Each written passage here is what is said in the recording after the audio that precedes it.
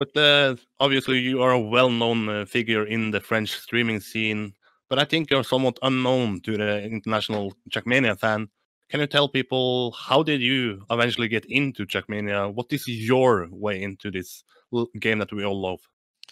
Well, I used to play a bit of Trackmania back in my days, like 2012. I think I played a bit of Trackmania, like not.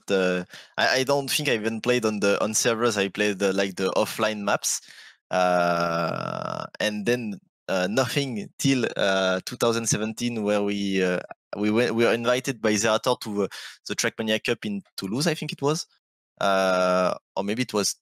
Leon, yeah. And okay, that was the next year then.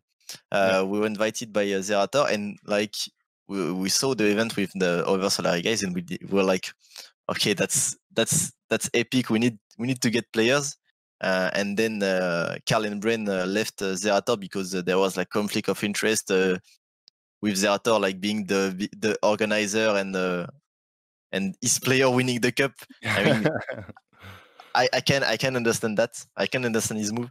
So we took Carl and Brain as their free agents, and then we're like we were rolling. We are casting the TMGL. We love casting our players, so casting the TMGL was like a learning experience for me and for Wax, my co-caster, because obviously we don't know much about the game, and we were like kinda shit talked by the hardcore Trackmania, the hardcore Trackmania viewer. They were like, "What the fuck are they saying about They don't know anything." And yeah, so sure, you're right. I don't know anything about the game, but now I think I know a bit more, and I think I'm like obviously not the best caster, but I can talk about the game, and you can take me a bit serious.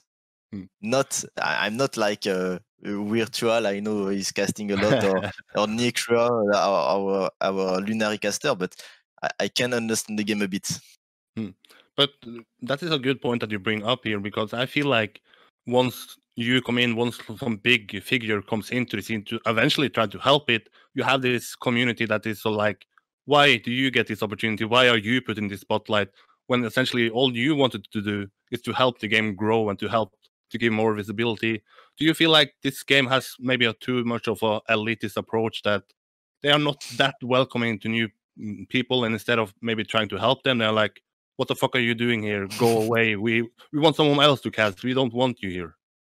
I mean, Zerator kinda had to deal with it as well. The hardcore's Trackmania player was like, his map are dog shit. You can't even play on it and everything. But in the end, it's like the biggest organizer, the Trackmania organizer in the world, and the next Trackmania game is wait. How do you say that?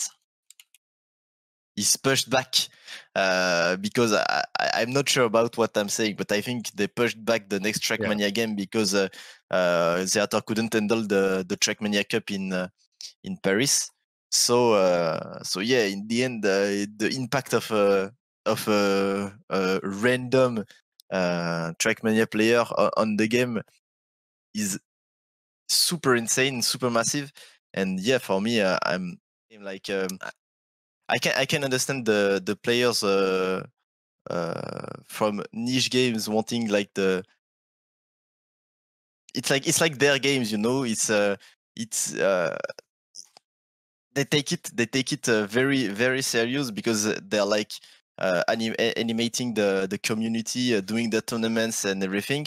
And I can understand that bringing exposure to that is not what they want, basically, because they like how it goes, and they don't want it to change. But in the end, I think it's better for everyone if the game gets more exposure, and more like cash price, and more tournaments, and more fans and everything. Because if your games grind in the esports tier, and I think Trackmania can grind because it's like super esport oriented game. It's better for everyone, even though the hardcores won't be agree. I think it's better for everyone.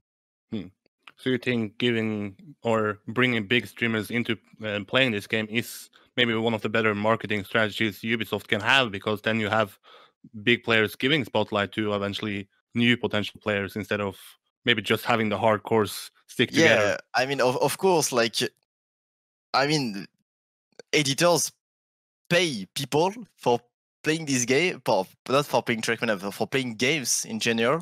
It's like a sponsored stream, you know, and you get it for free on Trackmania. Of course, Ubisoft is gonna be happy with that. I mean, from an editor point of view, it's like super insane having Zerator doing his tournament, you know. But for the hardcore players' point of view, like for example, the hardcore player of Red Shadow Legends, I'm not sure they like the way I don't know the editor of Red Shadow Legends, but I don't think they're fine with the way they advertise the game over the internet, you know. And having Zerator bringing this much exposure on the game is like it's so free, you know, for Nadio. It's insane. Yeah, I mean, if people want to bash the Zerator for building bad maps, sure, go ahead. But yeah, in sure. the end, I mean, he changed the game, and you can even go as far as to say that he saved Trackmania, because now Ubisoft cares about the game. Now they want to now they even hold Trackmania grandly. That's essentially a motivation from the Celati Trackmania Cup. Of course. Yeah. Yeah, I mean, I there was like no Nadeo hosted events like before, I don't think. No, this is so purple. yeah, of course having a league, and the league is like top tier. What you can do in esports scene, you know, there is like small tournaments or side tournaments, even though like ESL or anything, they are big structure, they're like still side tournaments. And the editor organized league is like the best you can do on the league, on the game, I mean. And having Nadio doing that because of Zerator is quite insane.